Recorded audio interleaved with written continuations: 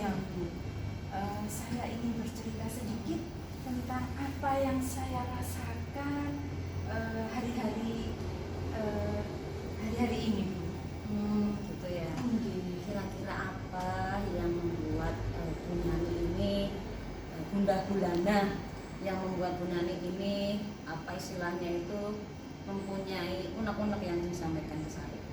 Silakan diceritakan Bu. Begini Bu, saya akhir-akhir ini merasa pembelajaran yang saya lakukan di kelas itu kurangnya antusias anak-anak mengikuti pembelajaran yang saya berikan. Yang kedua, kurangnya antusias anak-anak dalam mengerjakan tugas yang saya berikan. Itu ada dua permasalahan. Apa itu tidak membuat pusing Bu Nani kira-kira? Ya, pastinya Bu. Pusing ya. Nggih. Oke. Nah, gini Bu Nani, apa yang Bu Nani harapkan dari obrolan kita kali ini? Saya ingin solusi pastinya ya Bu ya. Solusi dari permasalahan yang sedang saya hadapi di akhir-akhir ini Bu. Oke, berarti tujuan kita melakukan obrolan ini adalah untuk mencari solusi ya atas permasalahan Iya, Bu Bu. Nani ini.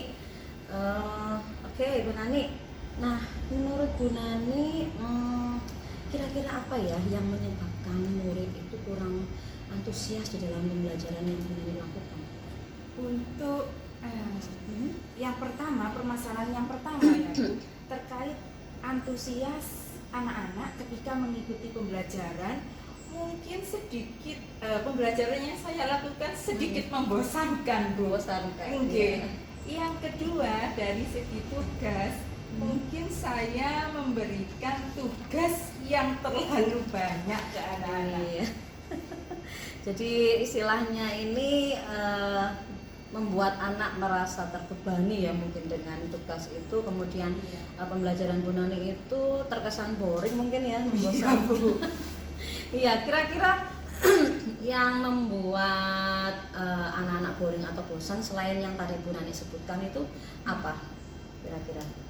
Yang pertama, mungkin saya sedikit monoton kalau di kelas. Monoton ya. Sedikit monoton tanpa saya imbangi dengan media belajar yang menarik. Gitu ya. Iya. Oke. Nah, sekarang begini Bu Nani. Tadi Bu Nani sudah mengungkapkan bahwa anak-anak itu mungkin monoton karena memang jenengan terlalu dominan ya di dalam pembelajaran. Istilahnya itu teacher center ya. Nah, gini Bu Nani, menurut Bu Nani nih, apa saja pembelajaran yang diinginkan oleh murid-murid? Mungkin mereka menginginkan yang pertama Bu, pembelajaran yang lebih variatif atau beragam. Entah itu dari media pembelajarannya. Ya, terus yang kedua, mungkin nantinya saya di sini mungkin saya kurang memberikan kesempatan kepada anak-anak untuk mengeluarkan pendapat mereka, terus saran mereka. Mungkin mereka kurang saya berikan kebebasan untuk berpendapat. Jadi ibaratnya Bu Nani ini kurang memberikan ruang gerak yang lebih luas ya untuk anak-anak mungkin ya. Oke. Saya juga sependapat dengan Bu Nani ya. Kemungkinan murid-murid itu merasa bosan atau monoton ya tadi yang Bu Nani sebutkan ya, karena mungkin pembelajaran itu monoton ya, kemudian ruang gerak anak itu terbatasi karena kita memang lebih dominan di dalam kelas. Oke. Nah, gini Bu Nani, kira-kira apa saja yang membuat murid itu asik di dalam melakukan pembelajaran di kelas selain yang tadi Bu Nani sebutkan? Selain yang pertama, mungkin saya akan mengembangkan media sumber belajar. Oke. Dan itu nanti kita bisa dapatkan dari video YouTube, artikel yang ada di blog, kemudian materi bisa kita unduh dari internet. Selain itu mungkin ada lagi? Iya, mungkin kita atau saya bisa memanfaatkan yang lagi tren saat ini Bu, yaitu penggunaan aplikasi TikTok dan TikTok, IG-nya, Reels-nya Instagram. Nah ini sebetulnya Bu Nani ini sudah mengikuti seleranya anak-anak ini ya. Iya. Katakanlah istilahnya itu mengikuti kekinian.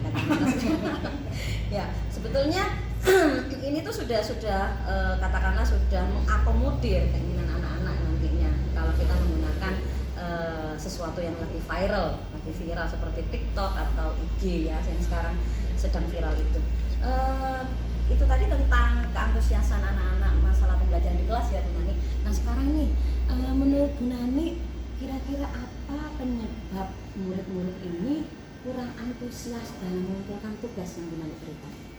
Mungkin tugas yang saya berikan, ini menurut saya ya Bu ya, mungkin tugas yang saya berikan itu yang pertama terlalu banyak,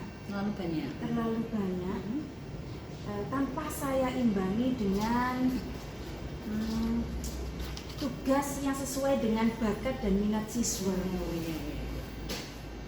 Oke, berarti Bu Nani ini katakanlah sudah dapat menemukan kira-kira apa penyebab anak-anak itu kurang antusias mengerjakan tugas ini tadi kan tugasnya terlalu banyak ya, tanpa diimbangi dengan berbagai macam sumber belajar. Kemudian anak-anak itu tidak kita berikan kesempatan sesuai dengan bakat dan minat mereka ya di dalam pemberian tugasnya.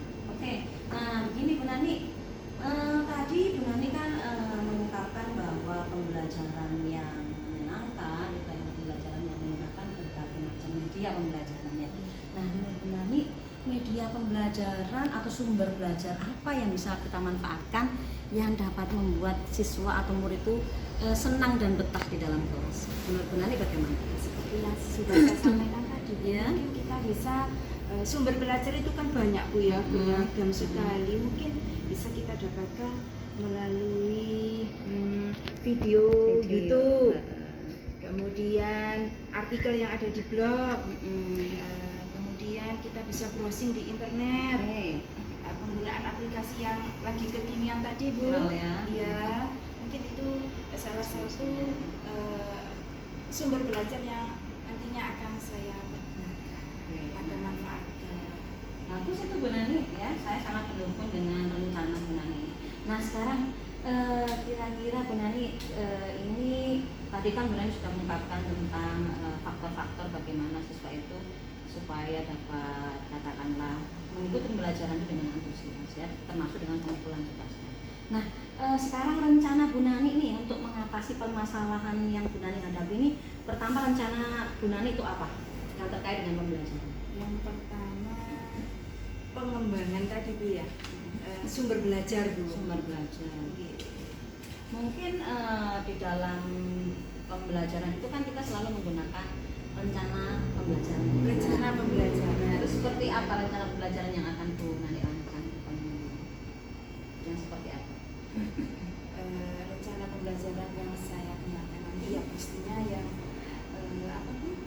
meningkatkan antusias anak-anak. Tujuan pembelajaran ya yang tidak apa Bu? Yang tidak membuat siswa itu bosan. Betul Bu. Oke. Kemudian untuk tadi Bu Nani kan sudah mengungkapkan bahwa Bu Nani kedepannya rencananya itu akan memberikan tugas itu sesuai dengan bakat dan minatnya ya. Nah itu istilahnya sekarang disebut dengan diferensiasi. Ya seperti itu ya. Sudah bagus itu Bu Nani rencananya. Jadi begini Bu Nani, kira-kira nanti di dalam melaksanakan rencana tersebut Bu Nani itu istilahnya berkolaborasi dengan siapa yang dapat membantu pada saat Bu Nani melakukan rencana tersebut? Saya rencananya nanti akan berkolaborasi dengan teman sejawat Bu. Yang kedua mungkin saya akan melibatkan teman-teman komunitas MGMB. Kebetulan saya mapel bahasa Indonesia. Jadi mungkin saya akan melibatkan atau berkolaborasi berkolaborasi dengan MGM, komunitas MGMP Kabupaten Pasuruan. Luar biasa itu menarik ya. Ya, sebetulnya kan kita ini sama-sama belajar ya. Jadi kolaborasi itu pasti dibutuhkan dalam setiap aktivitas kita, terutama kita sebagai guru. Kita berkolaborasi dengan teman-teman di sekolah ya, berkolaborasi juga dengan teman-teman yang ada di komunitas lain, misalkan dengan MPMP ya. Kebetulan Bu Nani adalah MPMP-nya Mapel Bahasa Indonesia ya. Nah, itu sangat saya appreciate sekali ya Bu Nani. Oke Bu Nani, rencananya nih kapan Bu Nani akan melakukan kegiatan itu? Besok pagi Bu. Besok pagi. Besok pagi Bu.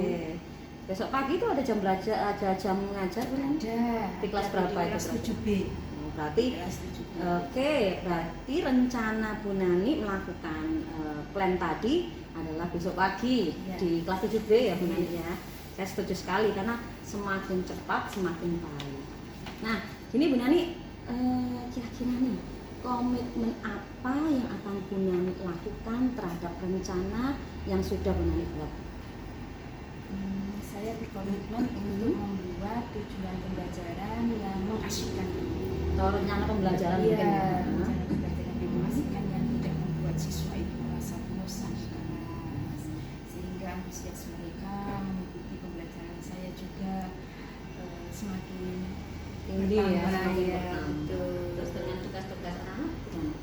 Untuk tugas-tugas saya nantinya akan menyesuaikan dengan, maksudnya saya memberikan kebebasan anak-anak, saya sesuaikan dengan minat dan bakat mereka, sehingga nanti anak-anak itu dalam mengerjakan tugas yang saya berikan, mereka itu tidak dalam kondisi terpaksa, tetapi dengan senang hati, ya Bu.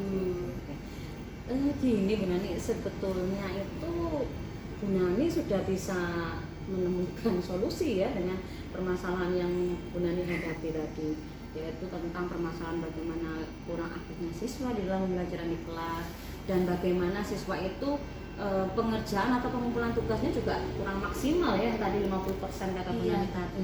Sebetulnya step-step itu sudah Bu Nani temukan langkah-langkah untuk penyelesaiannya gitu ya. Jadi kita sebagai seorang guru memang harus selalu katakanlah muasabah, saling introspeksi di dalam setiap pembelajaran kita.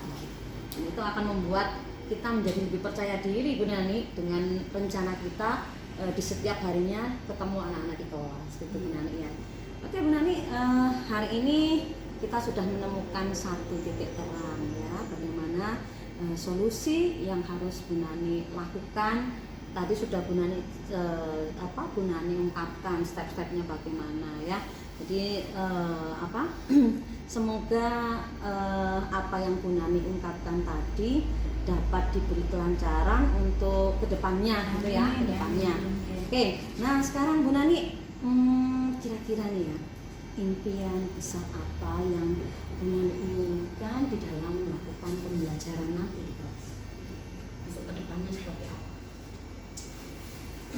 Saya menginginkan anak-anak itu bisa mengikuti pembelajaran yang saya berikan dengan antusias, Bu. Antusias dengan cara seperti Tanpa apa? mereka belajar itu tanpa ada unsur paksaan untuk belajar, tetapi dengan senang hati, Bu. Nah, yang kedua, impian saya pastinya kita sebagai seorang guru mempunyai impian kita menjadi sosok guru yang selalu dirindukan oleh murid ya. Betul sekali Bu Nani ya. Jadi suatu impian, katakanlah impian nanti akan berubah kesananya menjadi cita-cita ya Bu Nani ya. Iya Bu. Ya, jadi impian Bu Nani tadi ingin bahwa setiap pembelajaran yang Bu Nani lakukan kesannya itu menjadi pembelajaran yang bermakna untuk anak-anak, have fun, menyenangkan, anak-anak juga betah, membawa manfaat bagi anak-anak. Jadi memori anak-anak itu kan sangat kuat Bu Nani ya. Mereka akan merekam apa yang sudah kita berikan. Jadi itu nanti akan membawa dampak positif untuk anak-anak, itu selalu diingat ke depannya mereka akan melangkah seperti apa ya. Ya, semoga impian itu bisa kita wujudkan ya. dan itu juga menambah percaya diri Bu Nani untuk melakukan perubahan ya, melakukan rencana apa yang sudah Bu Nani ungkapkan tadi, mulai step awal mengatasi permasalahan yang murid kurang antusias di pembelajaran di kelas, dan bagaimana mengaktifkan atau katakanlah memberi suplemen motivasi kepada anak-anak, bagaimana mereka bisa mengumpulkan tugas itu tanpa ada paksaan.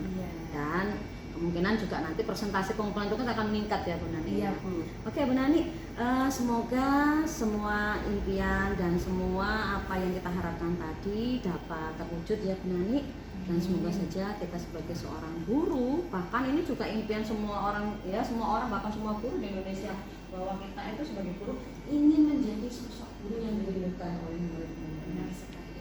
Iya, jadi kesannya kalau gurunya nggak masuk, murid. Jangan sampai itu terjadi ya Bu Nani ya. Kita Iya, kan menginginkan Bu. bahwa kita itu menjadi sosok yang selalu dirindukan anak-anak.